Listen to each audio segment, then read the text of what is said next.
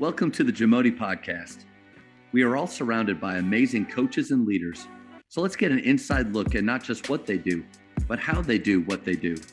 After all, becoming the best versions of ourselves is JAMODI, just a matter of doing it.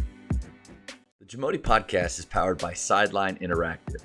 Sideline Interactive is the leading manufacturer for high-quality, innovative scoring tables and LED video display boards that help coaches and schools bring more excitement to fans, create huge fundraising opportunities, and make their jobs easier. Visit sidelineinteractive.com to check out their amazing products. 22 years, just finishing your 22nd year at Ozarks? 23 at College Ozarks. Okay, 23. So you're almost to that 30-year mark of being at the same place. But over the years, maybe standards and pillars of your program can shift or change. But what's some of the maybe the common threads that you've had throughout your years there?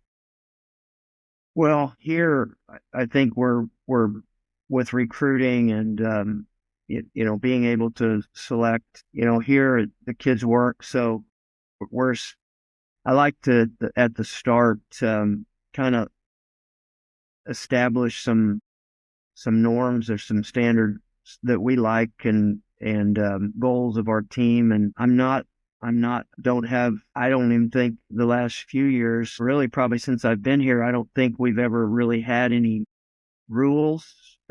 Just the expectations of being on time and being one can cover everything. It's just be responsible. And then we just kind of, we let at our preseason retreat, we just let the older guys set the standards, set the expectations for the season and how we want to do things. So we'll imagine every possible place or situation that you've got your team, whether it's on the court, in the locker room, at the hotel, on the bus. So how are we going to conduct ourselves?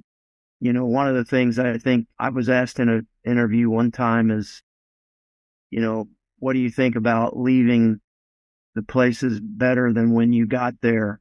And it's always kind of stuck with me. Let's leave the bus better than when we got on it. Let's leave the locker room nicer than when we went in there. We try to, when we travel, we take a charter bus to most of our trips. So, we get usually a different bus driver every time. And, let's give them a T-shirt. Let's give them a hat. So they're buying into, what we're doing.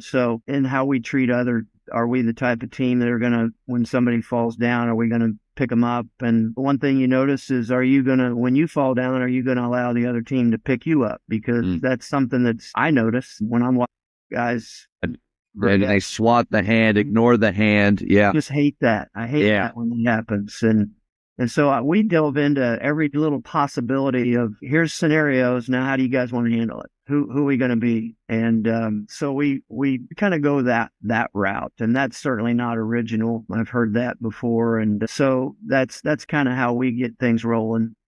Coach, I love that. I love the idea of rules or no rules, more expectations or standards. Rules by nature, we try to break those. Like, we're going to fight those, but standards, those are things that we can aspire to that need to be upheld. Love the idea too of your players being co-creators of the culture. I mean, I've been guilty over the years of hearing something good, reading a book or going to a camp, hearing an acronym that, man, I love that acronym. I can put that on a shirt, coming back like, hey guys, here's our culture, live by it. And because if you have good kids, maybe they do, and maybe they're respectful, they've been raised to where they don't question things, but they don't really live it or feel like they own it. But so you doing that with your players, I think that's huge. And then Shawnee Harley, she was a Olympic women's coach in Canada and in basketball, but now she has this thing called Winning Matters. But when I had her on, we talked about culture breakers. And that's what you do. Like, what are all the scenarios or ways that culture can break down? Because so often what I've heard or seen is, let's talk about how we're going to win every day and how everything's going to be great. we don't really talk about the inevitable fall. Like when these things break down, what systems do we have in place? How are we going to handle it? So I think you're onto something. I think it is pretty special what you do going through those culture breakers with your team. How do we handle these situations? I think it's huge. Yeah. Yeah. Well, we had, if we have rules, you're going to have to live by them. And I don't really want to, if we're sitting in a hotel and we have a rule that if I say we're leaving at wheels are moving at 10 and there's a couple of guys that are, for whatever reason, they're still hanging out in the lobby, or they're, maybe they're having a good conversation. Maybe they're praying together. Who knows? But, here they come and it's after 10 and, well, I got a rule and I'm going to have to stick by that, rather than, hey, it's okay if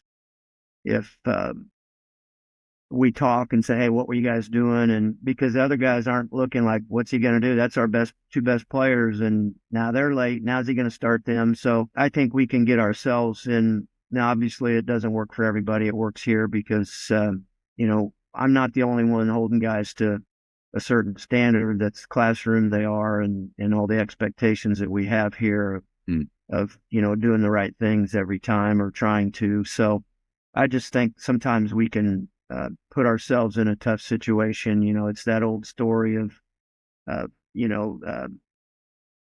knowing that the kid's late, so you wait in the office until that kid gets on the bus. So, one of those where you're constantly trying to figure things out. But Is it Coach Calipari was like, Coach Calipari says, I'm always the last one on the bus, like no matter what.